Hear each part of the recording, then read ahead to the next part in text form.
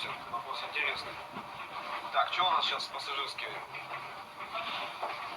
Чего у нас сейчас, кстати, на хвосте у нас уже ласточка?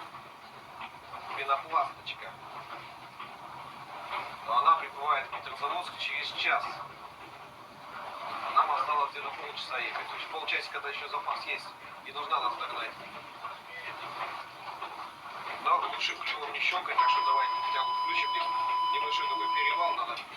Скорость не терять. Вот 150 ток дают, тяга 0. 160, тяга 0. 170. О, поехала. 170, короче, минимально начинает. Не на всех? Есть машины, да, такие. Не на всех, но есть. Зеленый прокатной. Кстати, ребята, специалисты, кто постоянно ездит на Ермаках, они даже рекомендуют для плавности набора тяги в этой ситуации пользоваться вот этим рычажком под этим. Знаешь, да, есть маневровый. Да, это там больше одного километра будет ездить. И, короче, здесь просто нажимаешь один разок, он по 50 ампер тебе раз добавляет. Каждое нажатие по 50 ампер. Я, кстати, даже попробовал, сейчас ты как раз ходил, машина когда был. Походной зеленый напрямую.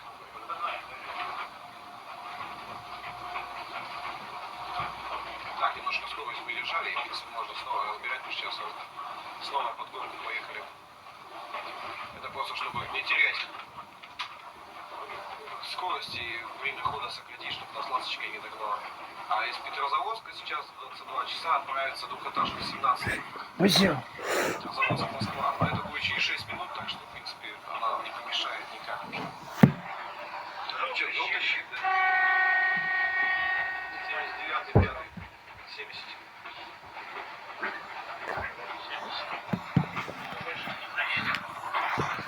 Я серединку держу. Все нормально. Сразу готовлю операции, скорость ставлю 0 заданную.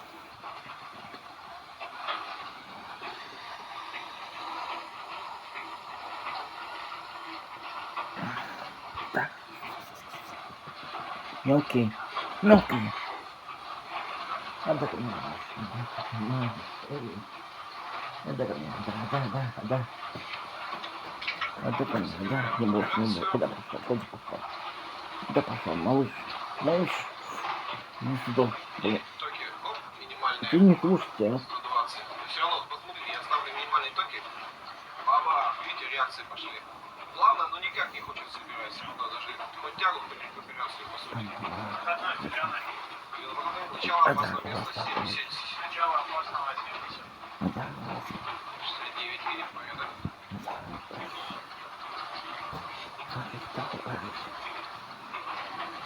Конец опасного еще 800 метров. Так, конец опасного не будет 70.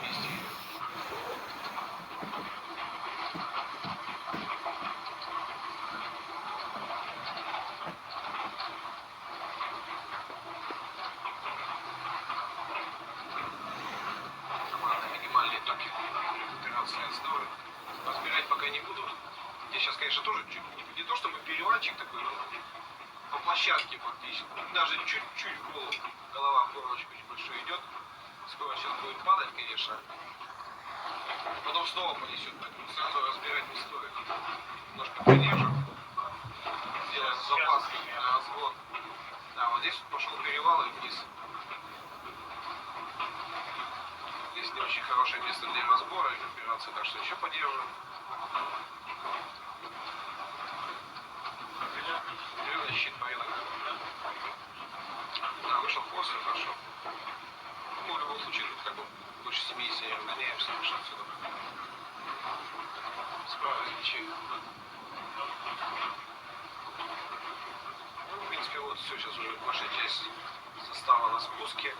Можно рекуперацию разбирать при условии, что скорость 59, у вас максималка 70.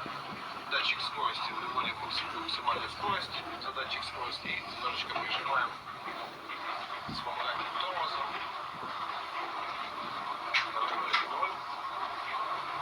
Вспомогательный тормоз потихонечку отпускаем. Если это позволит, конечно. Регулировка вспомогательного тормоза отрегулирована они обычно так себе, мягко говоря.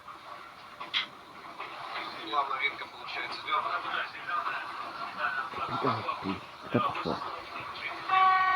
Куда пошел? Куда пошел малыш? Спи, малыш, спи. Спи, давай, спи. Спи, давай, спи.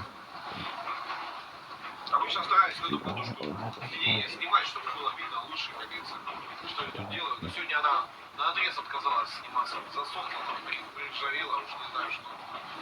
Никак, ни в какую. И вот разогнала до 68 вес нормально. Дальше голова полетит в гору. Это у нас бывшая станция Орлига. Тягу включаем, погнали. Чтобы не терять тоже. Вот сейчас, кстати, попробую 160, да? Попробуй этим контроллером маневровым. Так, один раз, хоп. Сразу 160. Это, видимо, все-таки не от него, а здесь все-таки до него дошло, что я тягу включаю. Ну ладно, бог с ним.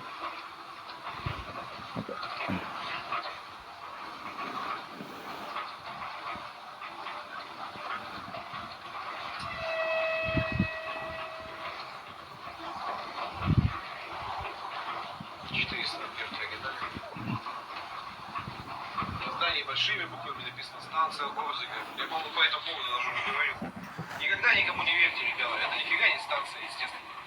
Это написали какие-то неучи. Понятно, что эти неучи работают в РЖД, но у нас и такие есть, к сожалению. Станция Орзига. Никакой станции, естественно, здесь нет.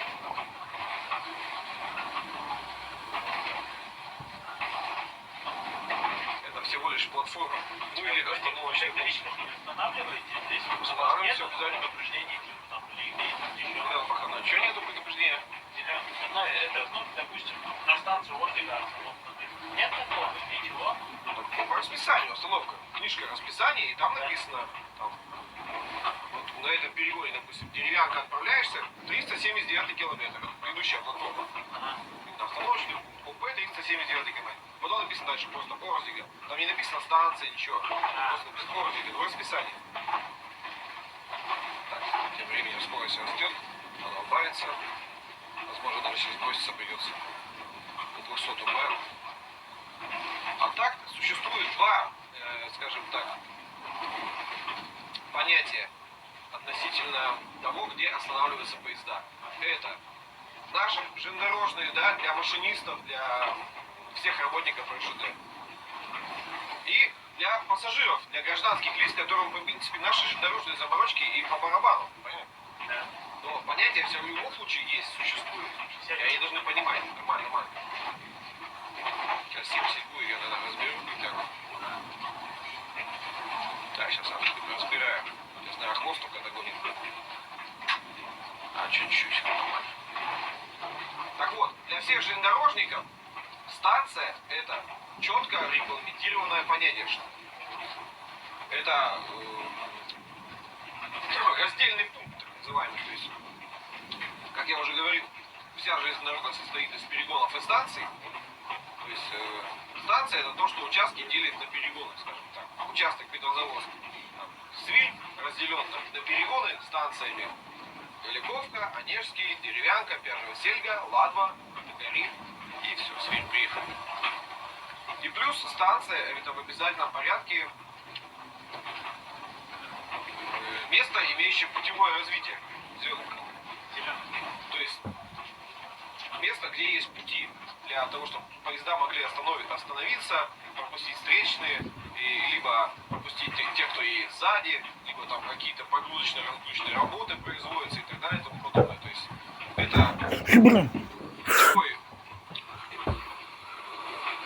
в общем, место, где есть пути, путевое развитие, стрелочные перегоны, на входе, на выходе и так далее. То есть ограничены двумя сигналами выходными с двух сторон, либо предельными столбиками полезная длина пути, где можно стоять поезд безопасно, никому не будет мешать и так далее.